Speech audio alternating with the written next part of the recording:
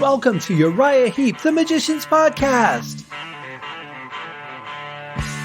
I'll be covering every studio song the band has recorded and every bonus track that I can find. Each week we'll go over a new song from the beginning to where they are currently, and as they keep adding albums, I'll keep adding shows. Let the deep dive party begin. In the magic garden, some were singing, some were dancing. Hello and welcome to another episode of Uriah Heep, the Magician's Podcast. I am your host, Scott Haskin, bringing you this fan-based, band-endorsed podcast. That is right, the only podcast endorsed by Uriah Heep themselves. Pretty cool, I have to say. For those of you who are just joining the show here towards the end, this all stemmed from an interview that I did with Mick Box for the 50th anniversary of the band, and I brought the idea to him, and he said, sounds great. And here we are a year and a half later, having gone through their entire catalog, now hitting the songs of Spice, the band that they were before they became Uriah Heep. And boy, you know, listening to these songs and thinking about their most recently released album, Livin' the Dream, at least most recently released at the time of the recording of this podcast, which is in early May. And you guys won't see this for about a month. But, you know, it's really amazing to think about the journey of the band and all they've been through, how they sounded going from Spice to Uriah Heep with the first couple albums, and then, you know, the way they sounded on like Demons and Wizards and The Magician's Birthday, and then some of the albums through the 80s. And they've really transformed their sound so many times. And where they're at now with such a hard edge sound compared to what they sounded like here at the end of the 60s, just so different. But think about how music has changed, right? The way that we're hearing them now on this season is the way that music sounded in the late 60s. It's very normal for a band to sound like this. Their style fits what's going on in the industry. Maybe they're a little bit ahead of the game, I would say, a little more progressive than some of the other bands at the time, who were mostly playing straightforward songs. And Spice is adding a lot of spice to the music. And listening to this stuff and then thinking about Livin' the Dream, it's like, wow, they're so polished now. And even though they sounded very comfortable and very confident in the music that we're hearing from Spice, I feel like they sound like they're masters now. You know, like they were a band that, you know, hey, we're really comfortable with what we're doing. We really sound good. But over 52 plus years of polishing the sound and adding and losing different members and all this stuff, like now they just sound like a polished stone. And it's really interesting to go back and hear how they sounded now, how raw the mixes are, how different music sounded in the late 60s. I think it's a really interesting contrast. And that alone makes me so glad that I've done this season as a bonus edition. But not only that, I think also the fact that we're hearing, you know, the youth of the band here when they're trying to figure out who they are, who they want to be. They've got such talent in every member of this band and trying to find their place in the band as well as in the music industry. It's just really cool to hear how they're writing, how they're interpreting their covers. Really cool stuff. So glad that I've done this season. And, you know, this is not our last song. We have one more to go after this, which if you guys are listening in real time will air on Monday. So happy Friday to you guys. I hope you have great weekend plans ahead. Let's get right into our song. This one is called Schoolgirl.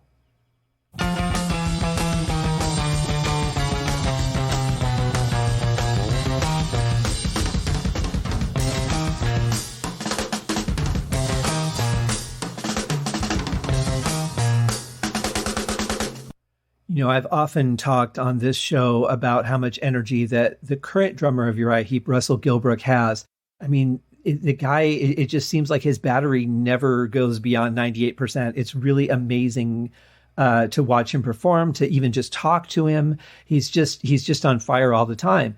And I have to say, though, listening to Alex Napier play on these songs, man, what a fireball of energy, right? He's got so many fills he's playing. He's very precise, very talented, but he's just exploding all the time in these songs. And it's really interesting to hear. Again, not uncommon for this scope of music, although a lot of bands did play their songs just very straightforward. There were quite a number of drummers that would play in this style. So not uncommon for the day, but really interesting to hear just the same.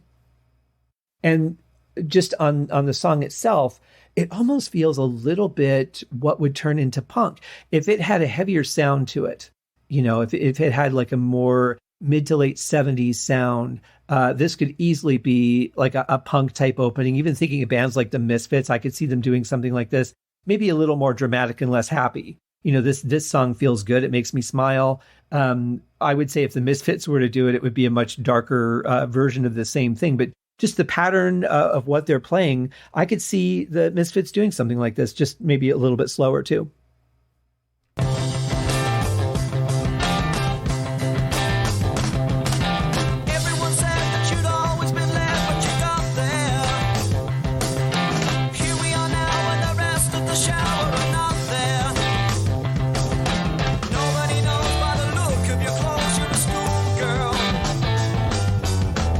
Wow, this is a really different song, isn't it? The first thing I thought was that the band was kind of stopping at the end of every phrase, but they're not. It just sounds like Paul is dropping the last note, and that is giving the song a really interesting twist. But I like at the end of that passage I just played where he just drops down and starts playing the low notes again. It just changes the dynamic of the song so much because he's playing in the more mid to upper register throughout the verse. I really like that drop down there as we're probably about to return to, I would guess, what'll be the next verse. But this is really cool. It's got a really good feel to it. It's kind of happy and upbeat, but it has just a little element of mystery to it. I'm very curious to see where the song goes.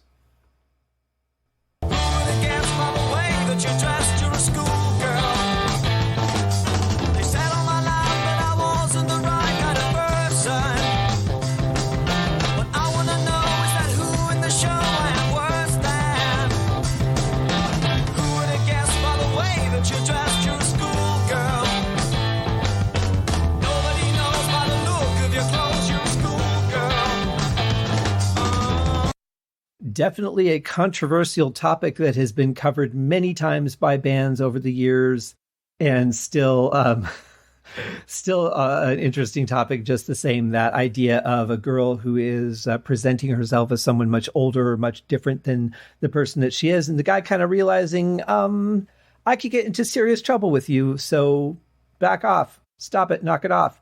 Lyrically, I'll be curious to see where this goes, but also musically, I think the music is really good. It's got a lot going on. It's really upbeat. It's a lot of fun. They could have done this song in so many different directions to enhance the story. It could have been dark. It could have been brooding. It could have been more mysterious. It could have been a lot of different things.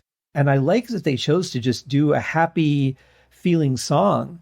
I think it's a great contrast to the story that's being told. I'm sensing in here that David just hasn't found that potential yet. I mean, these are really young guys and really just figuring out probably who they are as musicians, along with how they fit in with each other and how they fit into the music world. Because I think David, when you listen to what he does over the first couple of Uriah Heep albums, he's a completely different singer. And part of that could have been having a producer. I don't know if they had a producer for the Lansdowne tapes. I honestly don't. But I think that there's definitely a vast difference in David's voice between these songs and the songs that we'll even hear on Very Heavy, Very Humble. So I don't know. I see a lot of potential in David here. This is another thing that's kind of interesting about going as far as we have with Uriah Heep and then going back in time and seeing this is them growing up and learning how to write songs together and all that stuff. It's such an interesting thing to see, but I love it. I love seeing the raw material, knowing what it turns into down the road and not far down the road. This is really cool stuff, but I really like what the band's doing. I think it's a great musical song. I think the lyrical delivery is good. Obviously, I'm so used to hearing David Byron do different things that I kind of feel like it's missing those things, but those things hadn't been developed yet. So it makes perfect sense just the same.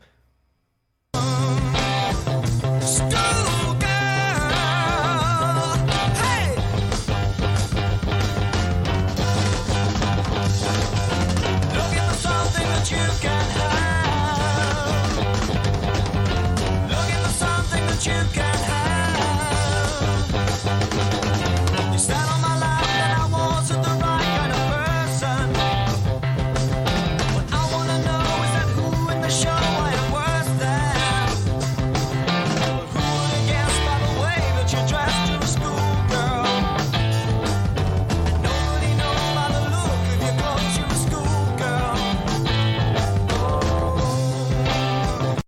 I have to say, I feel a little bit bad for Colin Wood because I have a feeling he's playing a lot of stuff that I'm just not hearing in this mix. I think the piano, if he's playing a piano or an organ, whatever it might be, is very buried. I'm sure he's playing something. I just can't really pick it out, which is a shame because I'm sure that there's some really cool stuff going on there. But I really like the rhythm of it. I really wonder if this is like one of the first potential punk songs. Did Spice invent punk? Is that what I'm hearing here? Probably not. I'm sure that there were other songs around this era that it had to have been punk or punk-ish or punk-esque, however you want to say it, that would eventually become punk.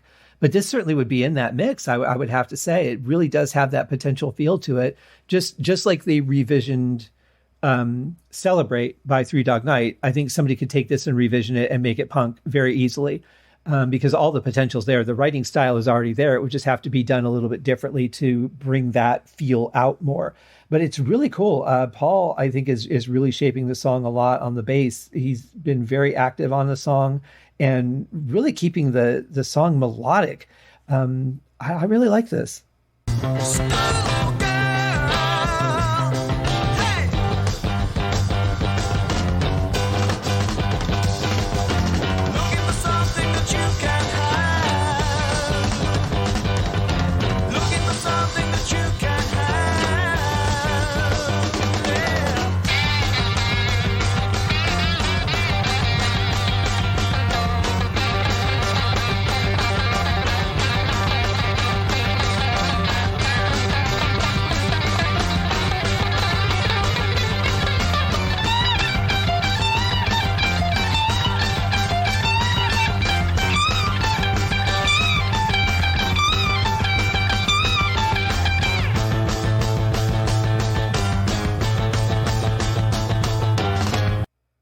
Bit of the theme from the original Batman feel to that last section there. What a great solo. And I think there might have been some double tracking in there. It sounded like two guitars playing together. Not positive, but it sounds like it.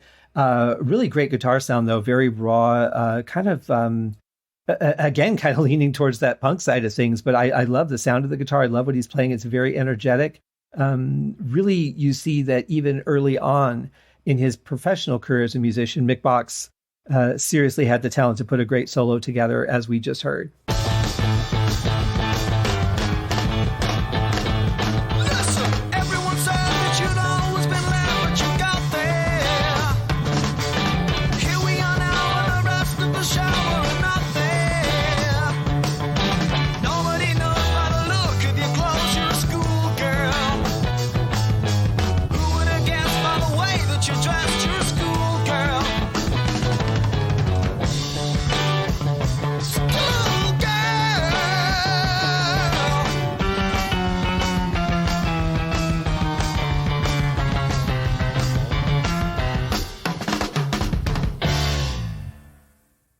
Cool ending. I like that. We're definitely hearing some inflections there of where David would be headed as a singer. I'm definitely hearing that, and it's nice to hear. But I think this song has a lot of energy to it. I think everybody's really tight playing together. I think Paul is really the one in a lot of ways that moves this song forward, just because the bass is really covering quite a dynamic range of notes. But a lot of great chords from Mick, a great solo, great vocal delivery. I think I'm hearing some piano accents in the song, so I think that's what Colin is doing. There may be more, like I said, that I'm just not hearing in this particular mix. But and of course, Alex, very energetic, great song. I think this is one that could have been probably a radio single. It might be a little bit too long for a radio single. Of course, they could edit it down, but I like that it ended the way it started, because that was a departure that we didn't readdress anywhere in the song. Yeah, very cool. Very cool. I dig it. I think it's a good song. And that brings us to the next one. So it's Friday, guys. I hope you have a great weekend. For those of you that are having a weekend now, for those of you that have weekends throughout the week or any other time, I hope that you hang in there and get to them and have a wonderful weekend as well. We will see you guys on Monday for the final episode of the Lansdowne Tapes season. Cheers. Thank you for joining me on this episode of Uriah Heep, the Magicians Podcast. If you have enjoyed this show, please consider going over to Apple Podcasts or your favorite podcast outlet, leaving a rating or a review. Be sure to subscribe to make sure that you are notified when new episodes are available. Please be sure to share this podcast with your fellow Uriah Heep enthusiasts and anyone who you think would like Uriah Heep, which should be everyone. And if you are so inclined, please feel free to contribute to the Patreon account. And if you are not a Patreon subscriber, you can also pay through the PayPal link on the website listed in the show links below. I would also like to thank Uriah Heep for their very generous support of the show, and thank you guys for listening. We'll see you in the next episode. Happy days!